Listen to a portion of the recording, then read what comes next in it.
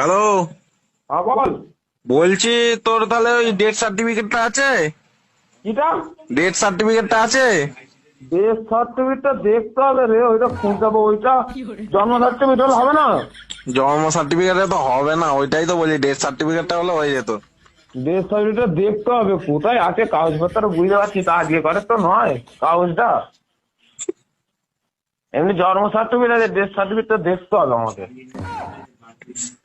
দেখ না একটুখানি খুঁজে, ওটা যদি হয় তাহলে আমি স্যারের সাথে কথা বলে দেখবো।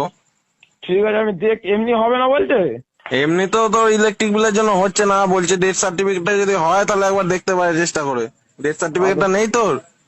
দেখতে হবে কাগজপত্র, আমার মা কোথায় রেখেছে। ডেথ সার্টিফিকেটটা কার নামে আছে জিজ্ঞেস কর। ডেথ সার্টিফিকেটটা কার নামে আছে? ডেথ সার্টিফিকেট বলতে আমার নামে, আমি হয়েছি যখন আমার নামে।